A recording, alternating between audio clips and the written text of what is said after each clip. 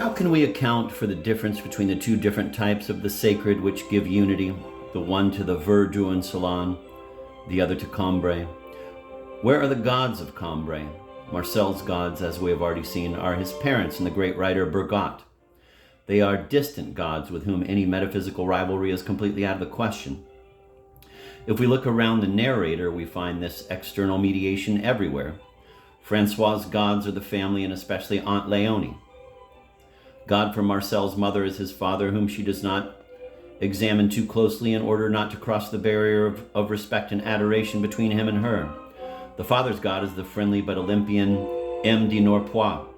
These gods are always accessible, always ready to answer the call of their faithful, always ready to satisfy reasonable demands. But they are separated from mortals by an insuperable spiritual distance, a distance which prohibits any metaphysical rivalry.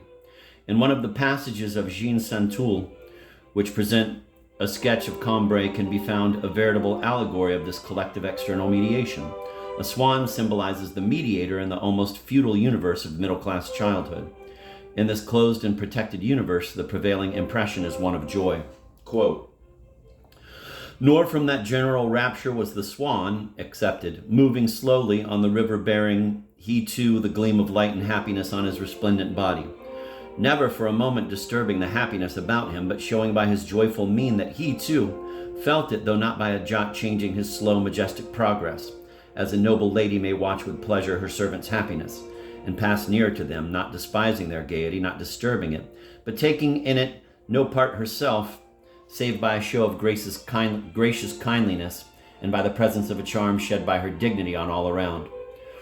Where, then, are the gods of the Verdun Salon to be found? The answer seems easy. In the first place, there are the lesser divinities, painters, musicians, and poets who frequent the salon, more or less ephemeral incarnations of the supreme divinity, art, whose slightest emanations are enough to throw Madame Verdun into ecstasies. There is no danger of the official cult going unnoticed.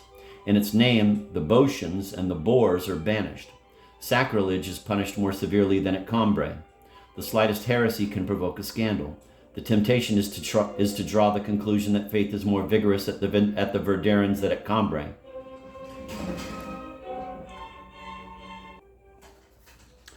The difference between the two closed worlds, the more rigid restriction of the salon, would therefore seem to be explained by a strengthening of external mediation. At any rate, this is the conclusion suggested by appearances. But appearances are deceptive, and the novelist rejects this conclusion.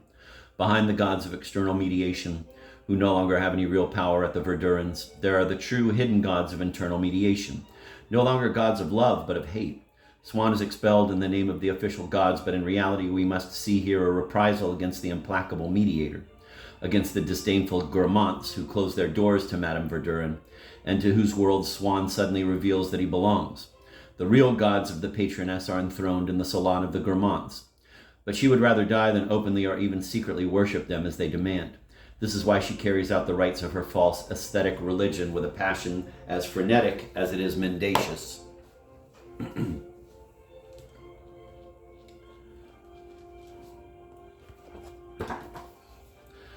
From Cambrai to the Verdun Salon, the structure of the closed little world does not seem to have changed.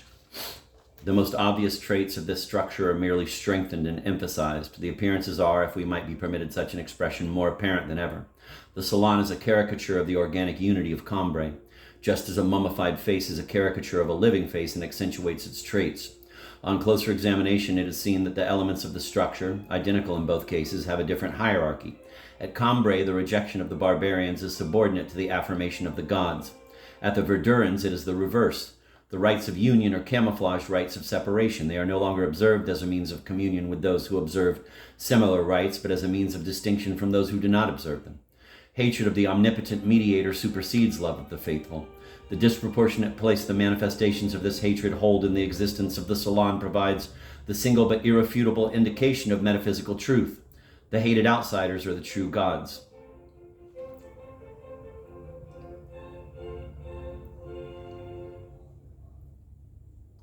The almost identical appearances conceal two very different types of mediation. We are now observing the transition from external to internal mediation, not on the level of the individual, but on that of the closed little world. The childhood love of Cambrai yields to the adult rivalry and hatred, the metaphysical rivalry of snobs and lovers. Collective internal mediation faithfully reproduces the traits of individual mediation. The happiness of being among one's friends is as unreal as the happiness of being oneself.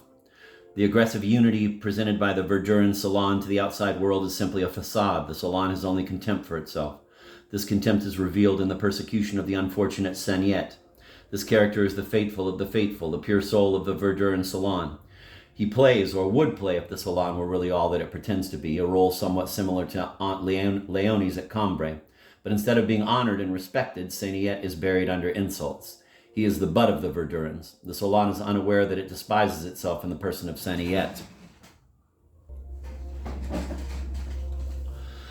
The distance between Cambrai and the life of the salon is not the distance separating true from false gods, nor is it the distance that separates a pious and useful lie from the cold truth. Nor can we agree with Heidegger that the gods have withdrawn. The gods are nearer than ever. Here the divergence between neo-romantic thought and novelistic genius becomes absolutely clear. Neo-romantic thinkers loudly denounce the artificial character of a cult confined to accepted values and faded idols in the bourgeois universe. Proud of their perceptiveness, these thinkers never go beyond their first observations. They believe that the source of the sacred has simply dried up. They never stop to wonder what might be hidden behind middle-class hypocrisy. Only the novelist looks behind the deceptive mask of the official cult and finds the hidden gods of internal mediation. Proust and Dostoevsky do not define our universe by an absence of the sacred, as do the philosophers, but by the perversion and corruption of the sacred, which gradually poisons the sources of life.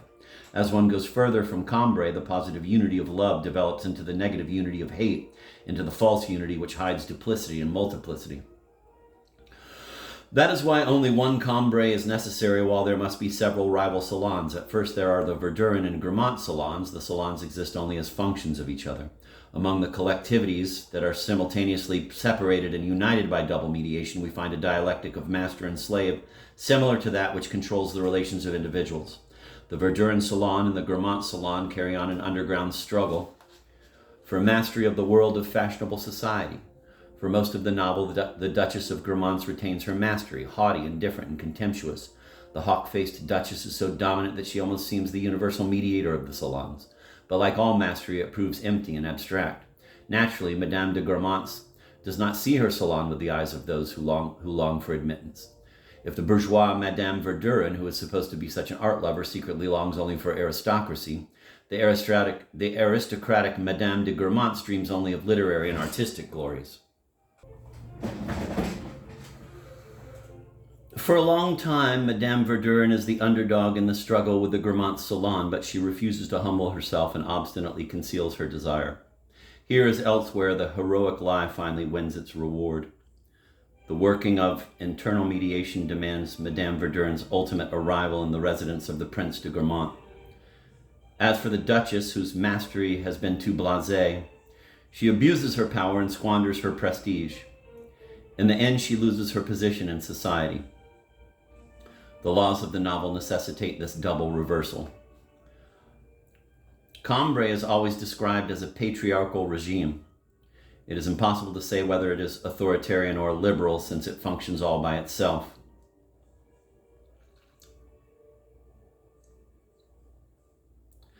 The Verdurin salon, on the other hand, is a frenzied dictatorship.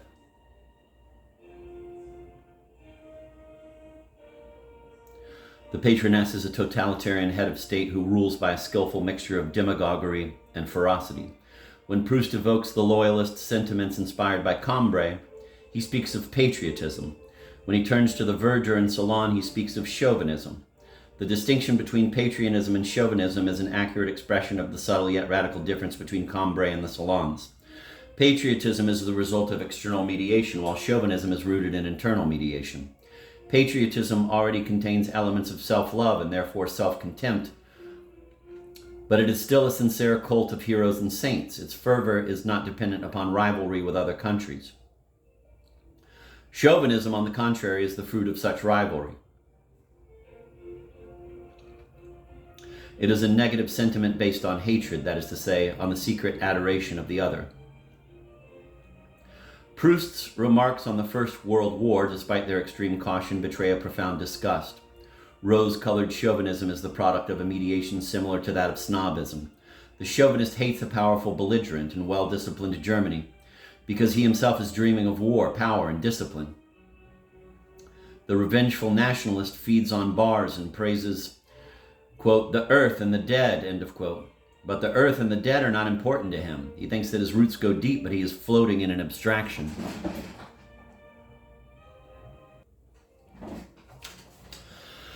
At the end of Remembrance of Things Past, war breaks out. The Verdurin Salon becomes the center of the fight to the bitter end attitude in society. All the faithful fall in with the patroness's martial step.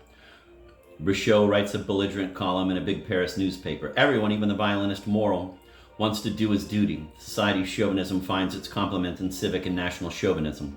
The appearance of chauvinism is thus much more than just appearance. Between the microcosm of the salon and the macrocosm of the nation at war, there is only a difference of scale. The desire is the same. The metaphors which continually transport us from one dimension to the other draw our attention to this identity of structure.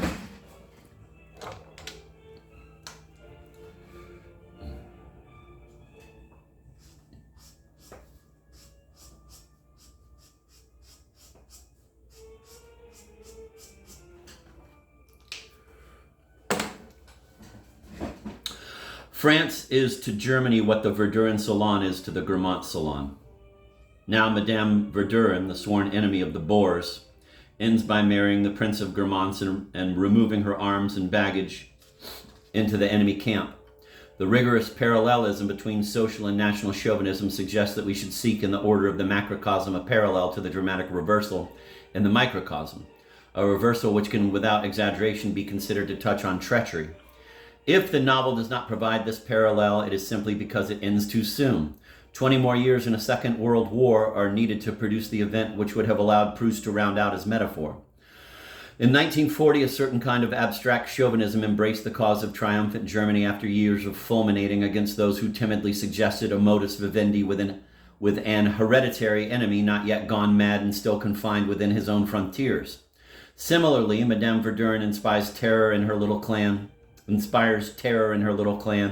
and excommunicates the faithful at the slightest sign of weakness toward the Boers, right up to the day when she marries the Prince of Grammont, closes the doors of her salon to the faithful, and opens them wide to the worst snobs of the Faubourg Saint-Germain.